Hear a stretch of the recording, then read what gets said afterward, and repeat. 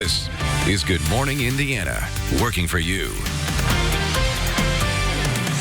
It's 5 o'clock here on your Thursday morning. Good morning to you. I'm Lauren Casey. Here's what's making headlines on this April 9th. Severe storms overnight leaving behind collapsed buildings and downed power lines. A look at significant damage across central Indiana. At least 31 nursing home residents have died from COVID-19 here in Indiana, and families are raising concerns what they want to see done to make sure loved ones stay safe. And just like most industries, real estate market getting hit pretty hard. We're working for you with what you need to know if you're trying to buy or sell a home during this pandemic. Damaged buildings, downed trees, thousands without power after last night's severe storms. Areas from Carmel to Mooresville impacted by that weather. We're going to talk a little bit about what happened last night, but we also want to get a check of our forecast this morning. Todd Clausen reporting from his home right now. Todd, we know things are going to be cooler, unfortunately, today. Yeah, a lot cooler compared to yesterday when we got up to a high of 79 degrees. That was 2 days in a row that we got to 79 degrees.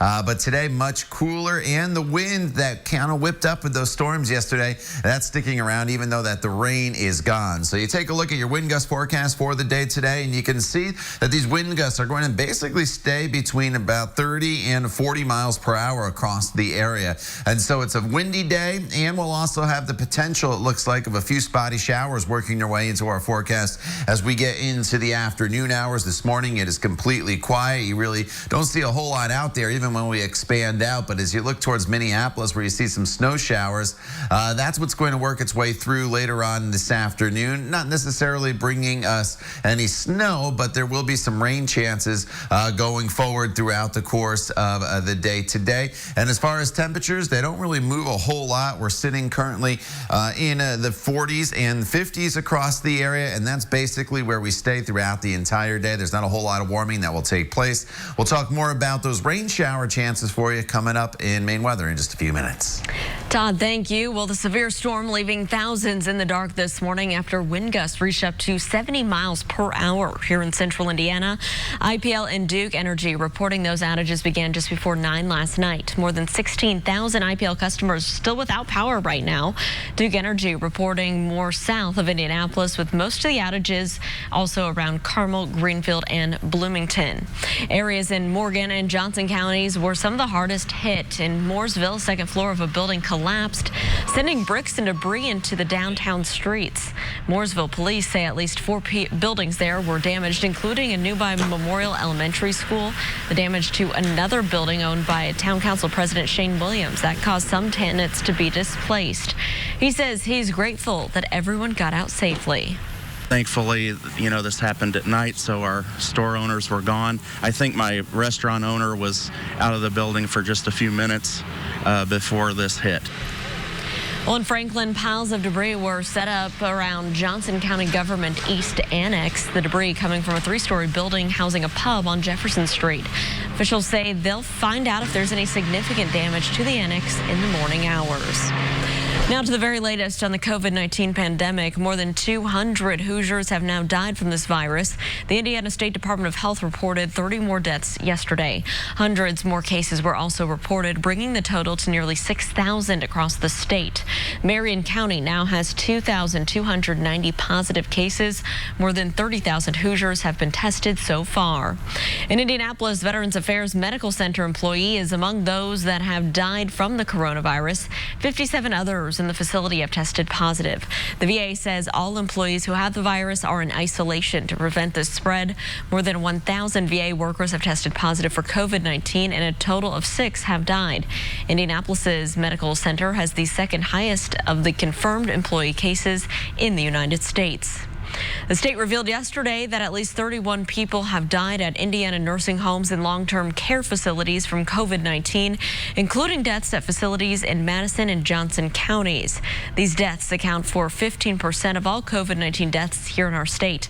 Our Kelsey Anderson is joining us live this morning with how families are feeling and where they can go for help. Kelsey, good morning.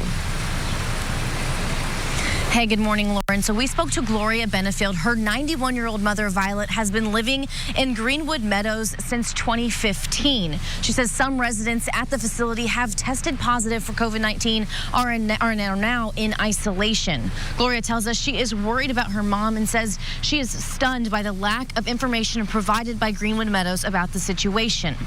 We reached out to American Senior Communities, which operates Greenwood Meadows, and they did not respond to our question about COVID-19 at the facility. The health and wellness of our residents and employees remains the top priority. We are in close contact with local and state health authorities and following their guidance along the national and CDC recommendations and mandates. ASC says they are screening every employee and vendor who comes into the building, and they have a strict no visitor policy except for end-of-life situations. So if you are someone who needs help getting information about a facility, you should contact a state or local long-term care ombudsman. An ombudsman acts as a mediator between residents, their families, and facilities.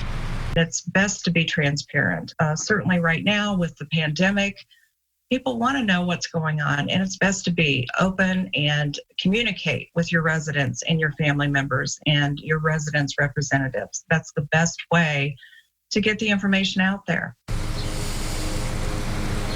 The state health commissioner announced it is requiring long-term care facility directors to report COVID-19 cases to local and state health departments within 24 hours, and that includes residents and workers. For more information on how you can reach an ombudsman, head over to this story on the RTV6 News app.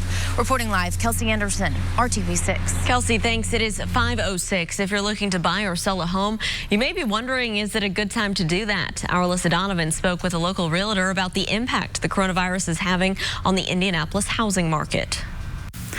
Local realtors are paying close attention to the coronavirus outbreak and say when it comes to impacting the housing market, it all depends on timing and just how long this pandemic is going to last. This time of year, a nice day like we had out yesterday, if that was a Saturday, Sunday, and we had an open house, you'd have some neighbors through, you'd have some people who were on a walk, you'd have some people who were just starting their home purchase process and wanted to get a look at some homes in areas that they're interested in. You're not getting that cross-section of buyer. Jason Krause is a real estate agent with RE/MAX. He says there are fewer people listing and buying homes right now. Those that are have very specific needs. There's absolutely still people in the market who are looking to buy or sell. Those buyers and sellers who don't have a tight timeline to do either one of those things, I see that they're a little bit more on the sidelines. And buyers are opting to view homes that are already vacant for safety reasons. Agents turning on all the lights and keeping doors open to limit contact. Wearing gloves, masks often, and allowing people to still have the experience of physically being in a home to see it if that's a need that they have. The ability to do 3D virtual tours or view pictures online is more popular now than ever, with some buyers purchasing property before setting foot inside. Cross says as of now, he feels the market will pick back up, but if this lasts much longer, then they may have a problem. One thing they have lost is the ability to sell homes for above market value. Before the coronavirus outbreak, if a home was listed for $250,000, they could maybe sell it for $260,000 or $270,000. But Krause tells me right now, most of that negotiation tactic is off the table.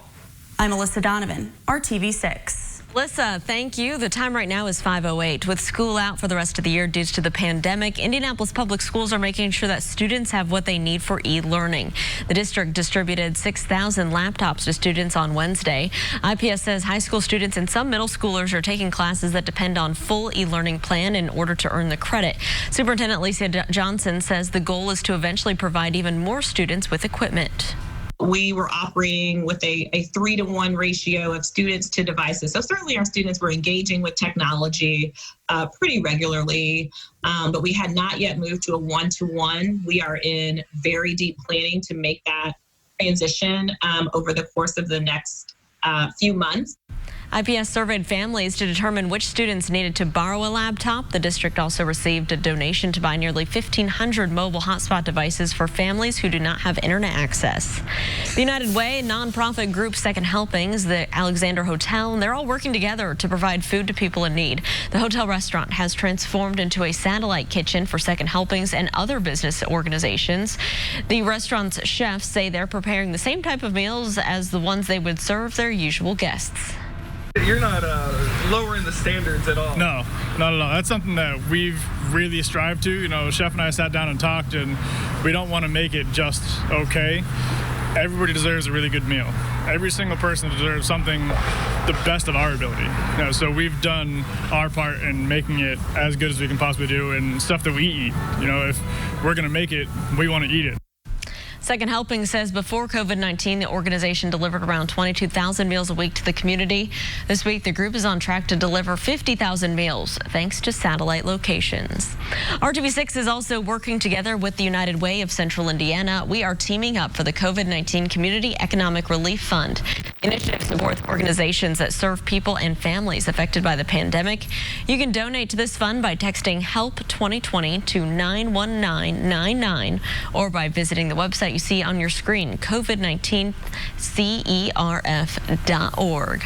The time right now is 5:11. We got to check in with Todd Clausen and see what we can expect in our forecast. And Todd, unfortunately, not what we saw yesterday. We're not going to see that.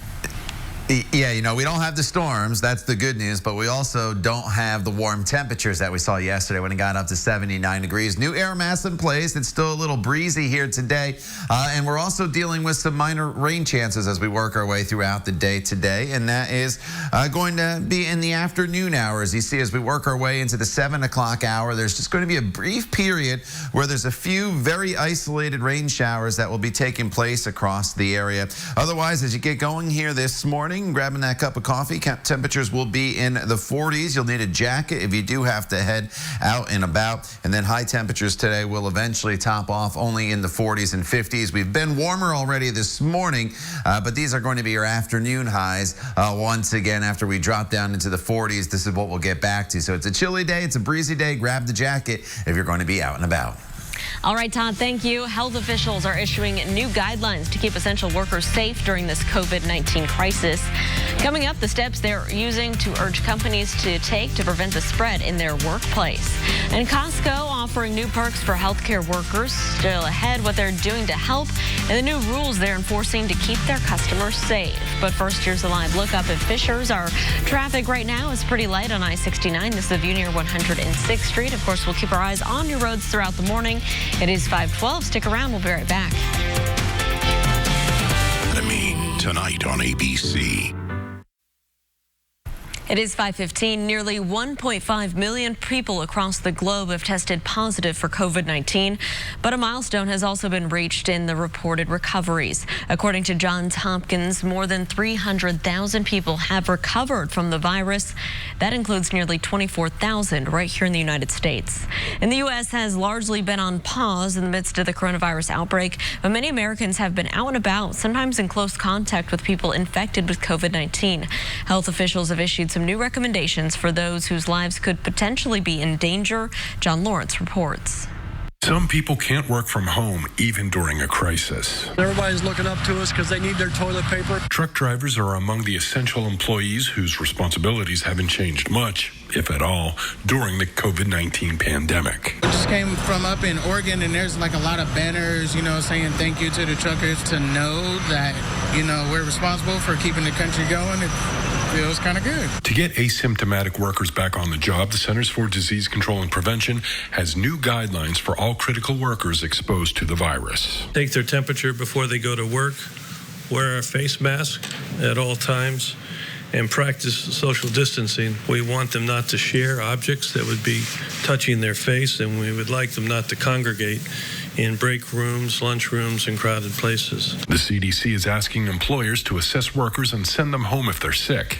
This comes as the White House is focused on restarting the U.S. As we continue to wage all-out medical war to defeat the virus, we're also fighting an economic war to ensure we can quickly turn to full financial strength. We have to get our country back. Once that happens, those working from home will be back on the roads with the truckers. When this is over, to go back to the way it was before, we'll just be in their way. I'm John Lawrence reporting.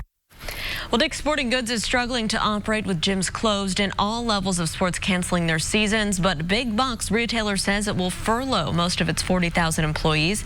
Dick's says in a regulatory filing that its 800 stores will not be opening anytime soon. Their stores are still doing online orders and offering curbside pickup.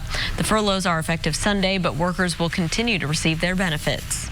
Geico is adding its name to the list of car insurance companies giving customers a break on their premiums. With most Americans under the stay-at-home orders, driving and accidents, they're down significantly. Geico is passing the savings on to its policyholders with a 15% credit on 6-month policies. The credit applies when policies are renewed or if they were started between now and October 8th. It's estimated this will amount to about $2.5 billion in savings for consumers. This follows a similar move by Allstate. Time right now is 5:18. Let's check in with Todd Clausen and our forecast for this Thursday. Hey, Todd. Lauren, good morning to you. Good morning, everybody. It's going to be a windy day. I know we had those real gusty winds yesterday when the cold front came through with the round of severe weather. We got rid of the storms, but we still have the winds around. And as a result, a wind advisory is in place across northern portions of central Indiana. As far as temperatures go this morning, we're sitting in the 40s and 50s across the area. And these temperatures will likely go down another couple degrees this morning before they start to climb once we get into the afternoon hours. So it's not going to be nearly as warm as it has been, but we do get back up to right around 50 for your afternoon high. And we'll kind of toggle back and forth between partly to mostly cloudy skies throughout the day. And then you notice by 6 p.m., that's when we're going to bring a spot shower or two into the forecast. Now, Storm Team 6 radar currently is quiet. There's no rain. There's no threat of severe weather. That is all raced well off to our east. You see those storms pushing out of the screen there over into the Washington, D.C. area, and there's nothing off to our west right now, but these showers will come in again later on this afternoon, and they're going to be very, very spotty. It's probably not until after 4 p.m., though, that one or two of these showers will make their way through your neighborhood, so just don't be shocked if you're out for dinner for that walk after dinner. You may have a sprinkle, and there could even be a flurry or two, believe it or not, in northern locations as these cooler temperatures come in, and then this precipitation will start to race off towards the east. Tomorrow's a brighter day as a whole from start to finish for us. But look at that 8 a.m. temperature, 35 degrees. It is going to be a cold start to your Friday, only up to 48 for your afternoon high temperature. But we will have sunshine. Then as we look ahead to your weekend forecast, partly sunny on Saturday, 56 degrees. On Sunday, we're looking at a temperature of 60 degrees for your afternoon high. And as we take over your 7-day planning forecast, it is going to be a cooler one from start to finish. In fact, we stay below the average high of 61 throughout the course of your entire 7-day. You notice even as we get into next week with those temperatures right around 50 degrees, it remains a little unsettled. So April's opened very warm across the area. Now it's going to be below normal, it looks like, as we push into the middle of the month. Lauren. All right, Todd, thanks so much. We're going to get a check of traffic right now up in Whitestown. This is I-65, a little north of State Road 334. You can see traffic there is moving along up to speed northbound and southbound. No crashes or delays to report around the metro area at this early hour. Costco is showing healthcare workers and first responders their appreciation by letting them cut the line. The company recently started limiting the number of people they allow into each warehouse, but Costco now says that police officers, paramedics, firefighters, and healthcare workers can skip long lines and get in line first. They just need to show proof of identification. The new rules have been posted to Costco's website, along with other changes like earlier closing times and limiting the number of guests that a member can bring in to 2 people. He's won 6 national titles, but University of Alabama head football coach Nick Saban has a new first because of the coronavirus. His own email, Saban says that emails for him were recently being sent to his wife until she told him enough was enough and he needed to access the messages himself. So now the 68-year-old is using technology to stay in touch with staff, players, and others while the world continues social distancing. Like universities across the country, Alabama is not playing a spring football scrimmage this year due to the coronavirus. Many things have been canceled because of the coronavirus, and for many retirement communities, that includes the popular bingo night. After the break, the creative way one group came up with a way to bring the games back. It's 5:52. Stick around.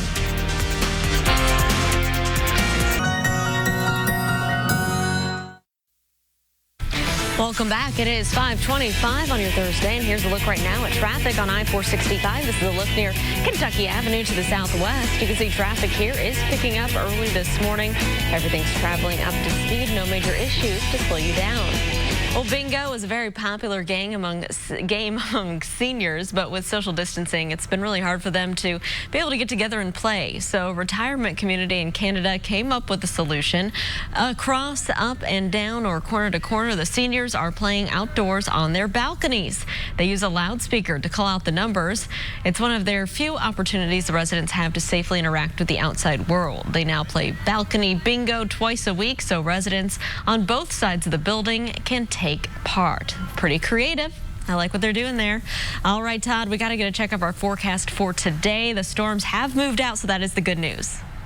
Yeah, the storms are gone, and the first half of our day is going to be dry. While the storms are gone, it's still pretty windy out there this morning, and that wind is going to stick with us through a good chunk of the day today. There's wind advisory posted in northern locations, not in place for the metro area, but you can see these wind gusts will still be up near 20 to 30 miles per hour. And the temperatures, we've already hit our high for the day today. We'll dip down into the mid-40s this morning, and then we'll see those temperatures rebound back up into the 50-degree range later on this afternoon. But have the jacket handy, because when you factor in that wind, it's going to feel even a little bit cooler than that actual high. The time now is 5:27. Stay with Good Morning Indiana. We're back in just a few minutes.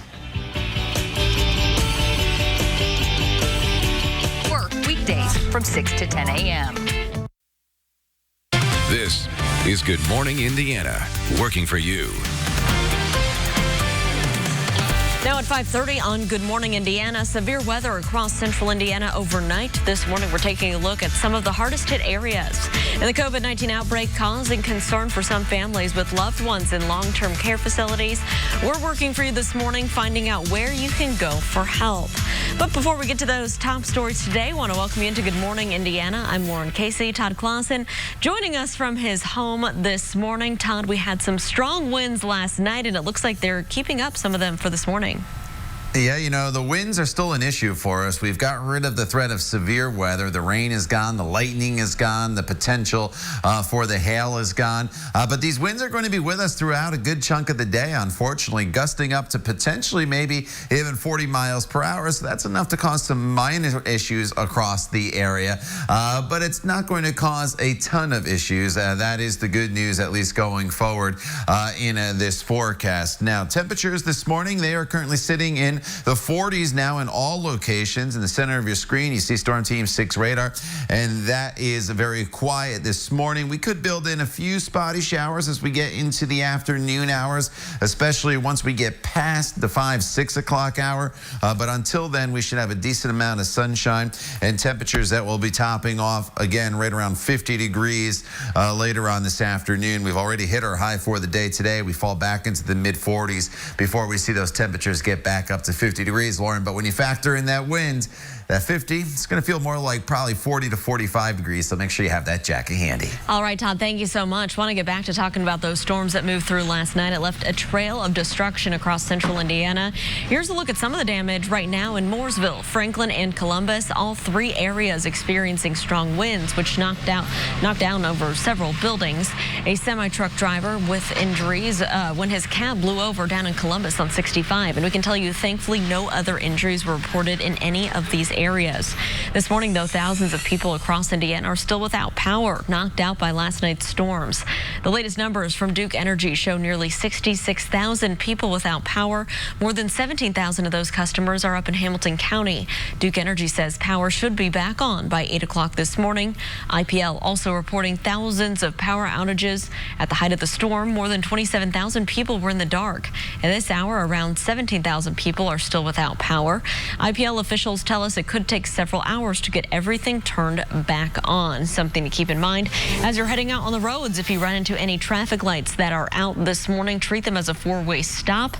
Here's a look right now at your commute to the southwest, I-465 near Kentucky Avenue. You can see traffic there is picking up this morning, and we'll continue to keep an eye on it. So let's travel even farther west, I-70 here near the airport ramps. You can see traffic is moving along up to speed both eastbound and westbound on 70. Again, we'll keep our eyes on your roads throughout your Thursday, and we'll keep you updated on any delays.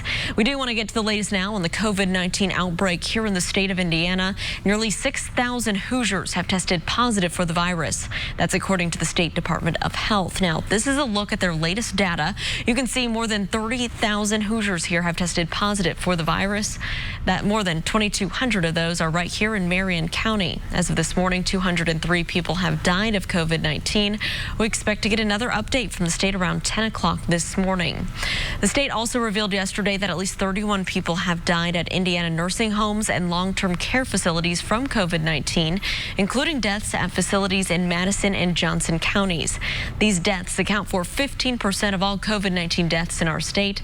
Kelsey Anderson joins us live this morning. And Kelsey, a lot of families are feeling like they are in the dark about what's going on in those facilities. Yeah, that's right, Lauren. They tell us they don't know what's going on at these long-term care facilities, and all they want right now is some transparency. We spoke to Gloria Benefield. Her 91-year-old mother, Violet, has lived at Greenwood Meadows since 2015. She says some residents at the facility have tested positive for COVID-19 and have been put in isolation. Gloria tells us she is worried about her mom and says she is stunned by the lack of information provided by Greenwood Meadows about the situation. Depressed, distraught, because I'm out here and can do nothing for her, and still I talk to her every day, but she doesn't get to see me because I don't go out there every day, because now they're saying don't go out at all for the next 2 weeks.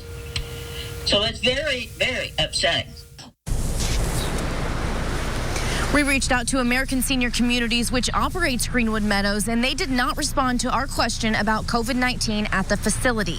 They say the health and wellness of our residents and employees remains the top priority. We are in close contact with local and state health authorities and following their guidance along with the national CDC recommendations and mandates. ASC says they are screening every employee and vendor who comes into the building, and they have a strict no visitor policy except for end-of-life situations. So if you are someone who needs help getting information about a facility, you should contact a state or local long-term care ombudsman. An ombudsman acts as a mediator between residents, families, and facilities. We've got information on how to get in contact with one over on this story on the RTV6 News app. Reporting live, Kelsey Anderson, RTV6. Kelsey, thank you. The time right now is 5:35. It's impacting much of our daily lives, and now it's starting to affect the real estate business here in the state of Indiana. Our Alyssa Donovan spoke with a real estate agent about the long-term outlook of coronavirus and the stay-at-home orders on the housing market. Alyssa. Local realtors are paying close attention to the coronavirus outbreak and say when it comes to impacting the housing market, it all depends on timing and just how long this pandemic is going to last. Jason Krause is a real estate agent with RE/MAX. He says there are fewer people listing and buying homes right now. Those that are have very specific needs. And buyers are opting to view homes that are already vacant for safety reasons. Agents turning on all the lights and keeping doors open to limit contact. The ability to do 3D virtual tours or view pictures online is more popular now than ever, with some buyers purchasing property before setting foot inside. Cross says as of now, he feels the market will pick back up, but if this lasts much longer, then they may have a problem. The longer that people are out of work, the less likely they're going to be in making a large purchase, right? Or a large move like a sale. It might be more comfortable to stay with what you know your mortgage payment is and stay put for a little while. So I can see the longer that this goes on, we may have sellers who, had the luxury of moving, decide that out of necessity, they're going to stay a little bit longer. One thing they have lost is the ability to sell homes for above market value. Before the coronavirus outbreak, if a home was listed for $250,000, they could maybe sell it for $260,000 or $270,000. But Kraus tells me right now, most of that negotiation tactic is off the table. I'm Alyssa Donovan, RTV6. Alyssa, thank you. RTV6 is hiring Hoosiers, staying on top of how the coronavirus outbreak is impacting Indiana's workforce. Governor Holcomb says more help for Indiana businesses may be on the way. The governor says he's in constant contact with the federal government to provide more financial help for Hoosiers. He says on a phone call this week, Treasury Secretary Steve Mnuchin indicated more assistance could be on the way to help small businesses continue to pay their staffs or even rehire employees that have been furloughed during the pandemic. And that funding could come as soon as April 24th. This is very important for Indiana, for our small businesses to continue to employ their workers right now. So when we do come out of this, their team, their experienced team is already in place, on the ground, not waiting. The governor plans to reveal more information on Friday during the state's coronavirus press conference. We, of course, will bring you that information both on air and online. This morning, we want to share a hiring Hoosiers success story. 2 weeks ago, RTV6 told you about Senior One Care up in Carmel, that they were looking for caregivers. The facility specifically hoped to connect with the countless workers in the service industry who had abruptly lost their jobs. Since our story aired, the company has hired 15 new employees. We talked to a woman who learned about the Senior One Care positions through RTV6, applied, and got hired. When I seen that her interview, it just kind of touched on me, because me and my family, we're people that are caring and like to do for others. It was just something that's always been instilled in me. Senior One Care is still looking to hire. They are offering a free training course for personal care attendants that just takes 2 days to complete. We have all the details on the RTV6 News app. And you can connect with companies that are looking to hire right now and find unemployment resources. All you have to do is go to hiringhoosiers.com. Time right now is 5:39. Let's toss things over to Todd from his home. A check of today's forecast, Todd. Yeah, the main issue in our forecast today, Lauren, is going to be the wind. It was very gusty, obviously, yesterday when we had those storms roll through. Well, today it's just more of a general wind, but it's going to be gusting up to about 30 to 40 miles per hour later on this afternoon, and that's why you do see a wind advisory on the top right-hand portion of your screen for some counties to the north, and it's out of the northwesterly direction. That's what those arrows are indicating, and then it goes a little to the west midday. That's a chilly wind direction. And that's going to prevent our temperatures from warming much at all. We get to about 50 degrees for your afternoon high. We're currently sitting at 46, so there's just not a whole lot of warming that takes place. And with these gusty winds, there will also be the need for a jacket if you're going to be out and about, because it's going to make it feel even a little bit cooler. So prepare yourself for a big change from when you walked into your house yesterday afternoon, Lauren, compared to what you're walking out to this morning, as this whole new air mass is in place. All right, Todd, thanks so much. New findings questioning when the White House knew about the COVID-19 outbreaks. Straight ahead, what information was known and the response from Washington this morning. Delta doing away with middle seats, at least for now. Coming up, why the airline says they won't book the dreaded seat anymore and how long that ban will last. Here's a live look right now from our INDOT traffic camera. This is over on the east side of town, I-465, a little north of I-70, and you can see traffic is moving along up to speed in all directions. Keep in mind, starting next Monday, we do have some east side construction on I-70 between downtown and the east side. That's scheduled to last for 30 days. We'll continue to keep you updated on that project and any other issues you may face for your commute. Stick around, we'll be right back. Pixent. It is 5:44. New information this morning. ABC News is reporting that the White House was briefed about the potential dangers of the novel coronavirus as far back as November. The Pentagon and the National Center for Medical Intelligence are saying that that's just not true. ABC's Andrew Dimbert is in Washington with the latest. As the coronavirus crisis continues to spread here in America, new findings raising questions about how the Trump administration responded to the outbreak. An intelligence report warned of COVID-19 as early as November, sources tell ABC News. This is a pandemic. I felt it was a pandemic long before it was called a pandemic. That was Trump in late March, but an ABC News investigation confirming through 4 sources that the National Committee on Medical Intelligence was aware as early as November of COVID-19's uncontrolled spread in China by monitoring communication and satellite images there. The committee detailing how the disease could pose a serious threat to U.S. forces in Asia. Their analysis also finding Chinese leaders knew the outbreak was out of control, but opted to hide that information from foreign governments and health agencies. The report, vetted by intelligence, military, and White House officials for weeks before appearing in the president's daily brief in early January. When asked about the ABC News report and when he first learned about the scope of the spread, Trump said, So I don't know exactly, but I'd like to see the information. But as recently as 3 days ago, President Trump said this. This came out of nowhere. Nobody would have ever thought a thing like this could have happened. And now, in a rare official statement from the National Center for Medical Intelligence, Colonel Shane Day saying, in the interest of transparency during this current public health crisis, we can confirm that media reporting about the existence, release of a National Center for Medical Intelligence coronavirus-related product or assessment in November of 2019 is not correct.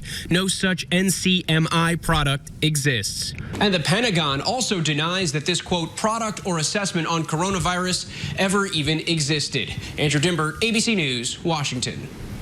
Well, 8 Vatican employees have tested positive for the coronavirus. That's according to the Holy See press office. The newest case is a person who left Rome in the first half of March to help sick relatives. That employee was hospitalized after showing symptoms of the coronavirus. Of the 8 cases of coronavirus within Vatican City, 2 people have recovered so far. The woman who helped spur the impeachment of President Bill Clinton in 1998 has died.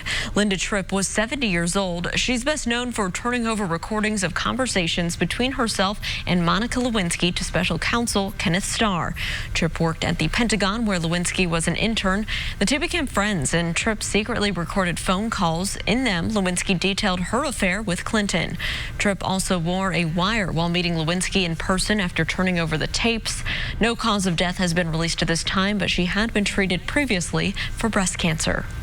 Now to the latest on the presidential race. Vermont Senator Bernie Sanders has suspended his presidential campaign. Sanders made the announcement Wednesday in a call with the campaign staff. In a video message, the 78-year-old urged his supporters to keep the movement going. While this campaign is coming to an end, our movement is not. Dr. Martin Luther King Jr. reminded us that, quote, the arc of the moral universe is long, but it bends toward justice, end quote. The fight for justice is what our campaign has been about. Well, the move now clears Joe Biden's path to the Democratic nomination and a showdown with President Trump in the general election come November. The time right now is 5:48. Want to toss things over to Todd Clausen and see what we can expect in today's forecast. Hey, Todd.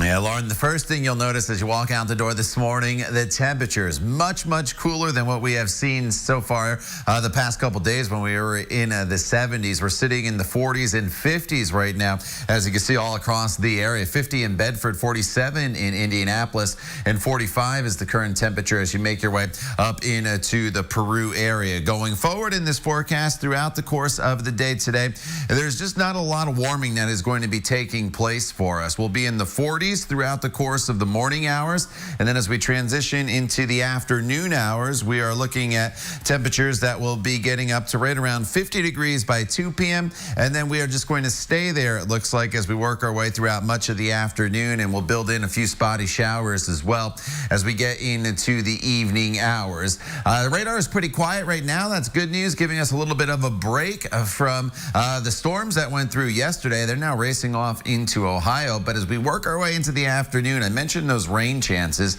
You see these showers starting to develop just a little bit across parts of the Lafayette and Crawfordsville area as we work our way into the afternoon hours. And then they kind of like overspread the area throughout the evening. They all remain very light. They're not really going to cause too much of an issue. But if you're thinking about that walk through the neighborhood after dinner tonight, you may want to reconsider and maybe get out there this afternoon beforehand, just so you don't have to deal with some of these rain showers that'll be moving through. And temperatures this evening, they will be in the 40s across the area. You'll definitely need to bundle up. Now this evening and then overnight, when the skies clear a little bit, look at these temperatures come tomorrow morning. We'll be all the way down into the 30s. In fact, some locations tomorrow morning could be dipping below the freezing mark. It is going to be a very cold start to our Friday, but throughout the day tomorrow, the wind will not be as much of an issue. Today, those winds are still very gusty. Tomorrow, the wind's calm.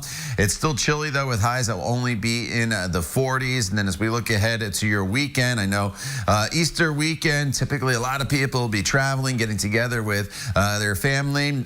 Easter Sunday, you'll have to watch church online, obviously, so you don't have to venture out for that. And there'll be some scattered showers around with temperatures that'll be right around 60 degrees. As you look at your 7-day planning forecast, it's a chilly one. In fact, all the way into the middle of next week, we are keeping the temperatures below normal, and there'll be numerous opportunities to pick up some rain showers, but no severe weather is in the forecast. And none of those days where you do see rain, Lauren, is going to be a washout, as these showers will be kind of off and on at times throughout the course of the day. All right, Todd, thank you so much. Let's take a look right now at traffic if you're heading out the door to work on this Thursday. This is on the west side, I-465 and West 10th Street. And Todd's been talking about the wind gusts, and you can see them here. Our camera's swinging around there in the breeze. So just use caution, especially if you're a higher profile vehicle traveling out there today. Well, they're the least comfortable seats on the airplane, and now Delta has stopped booking them. Of course, we're talking about the middle seats. It's an effort to create a little more distance between passengers to try and prevent the spread of the coronavirus. Delta says they'll stop booking middle seats through the end of May. The airline is also going to put pause on automatic advanced seat upgrades to make sure there's enough room between people. Waffle House just found out that its signature product is popular online, just as popular online as it is in restaurants, I should say. With most locations closed, the restaurant is selling its popular waffle mix online. It was a huge success. Within just 4 hours of being put online, the bags of waffle mix completely sold out. The company's reps say that they don't know that there was such a pent-up demand for the signature waffles. Waffle House says it is reordering the mix, and it should be restocked by next week. A local teacher is providing comfort to her students through the power of music. You can hear her inspiring message coming up just after the break. Donation or volunteer today. It is 5:55 on your Thursday. These days, we're seeing countless examples of Hoosiers going that extra distance, working together to lift others up during these tough times. So one educator in Warren Township is turning to music to reach her students and get a message across to them. Take a listen. It's been a while since we've been together, dear. I know there's so much going on. I wish that we were near. And though we don't have all the answers and we aren't standing face to face, it doesn't change, my love's the same. Our story's not erased. Well, that is Miss Celia Kauth singing and strumming away at the guitar. She's a counselor at Hawthorne Elementary School. She wrote and sang the tune called Distance in This Instance, and it started out as something she just shared with her students. Mrs. Kauth says that she wrote the song because she wanted all of her students to know how much they are truly treasured today and every day. And she has a beautiful voice, so that is awesome. All right, Todd, we got to talk about our forecast today. Some scary storms moving through overnight. Things a little bit more calm this morning other than the wind. Yeah, you know, the wind is still an issue, but you're right. All the storms are gone, so you don't have to worry about that today. You're walking out to dry conditions at least, but temperature is much cooler. We're sitting in the 40s across the area, 45 in Indianapolis, 48 in Muncie, 45 is the current temperature in Kokomo. There will be the opportunity for a few spotty showers later on this evening, but other than that, we're looking at partly cloudy skies as far as those winds go. They will be gusting up to 30 to 40 miles per hour. That's a bit of a nuisance for us, but shouldn't cause too much in the way of any damage. The time now is 5:57. We're back in just a few minutes on Good Morning Indiana. Stay with us. We'll see you in a few.